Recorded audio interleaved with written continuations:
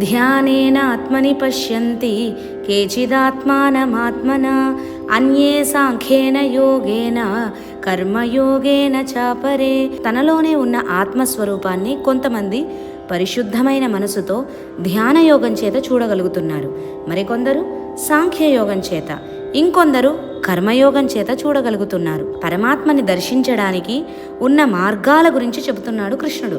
కొందరు ధ్యాన మార్గాన్ని అవలంబిస్తారు, మరికొందరు జ్ఞాన మార్గాన్ని అవలంబిస్తారు, ఇంకొందరు నిష్కామ కర్మతో కూడిన కర్మయోగాన్ని అవలంబిస్తారు, మరికొందరు భక్తి యోగాన్ని అవలంబిస్తారు. మానవులు వారి వారి గుణాలను బట్టి, ప్రవృత్తులను బట్టి, సంస్కారాలను బట్టి ఒక్కో మార్గాన్ని అవలంబిస్తారు. ఏ మార్గాన్ని అవలంబించినా భక్తి, శ్రద్ధ, ఏకాగ్రత, చిత్తశుద్ధి అనేవి ముఖ్యం. మనం ఏ మార్గాన్ని అవలంబించినా ఒకటే.